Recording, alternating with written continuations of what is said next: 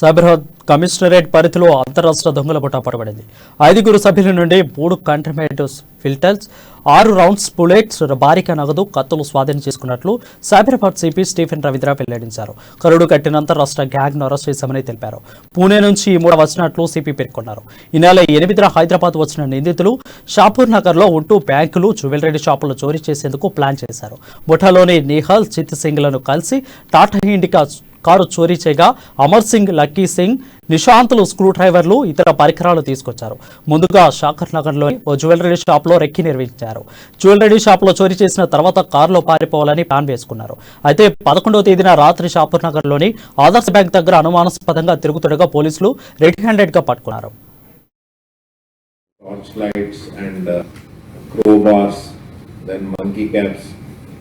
Then also ఈ Tata indica vehicle and net cash about 70,000 వరకు మనము రికవర్ చేయడం జరిగింది. సో ఈ కేసు అన్నది, ఈ గ్యాంగ్ అన్నది చాలా ఇంపార్టెంట్ గ్యాంగ్. ఇది ఇప్పుడు this gang is wanted in Maharashtra in many cases. దాన్ని చాలా చిన్న Yavat, then Pimpri, Lonavala, Badlapur, Hadapsar area of Pune city. అక్కడ మీరు చూస్తే వీళ్ళ మీద చాలా కేసెస్ ఉన్నాయి. చాలా హార్డ్ కోర్ కరుడు కట్టిన నేరస్తులు వీళ్ళ మీద ఆల్మోస్ట్ 175 కేసెస్ వరకు ఉన్నట్టు తెలుస్తా ఉన్నది.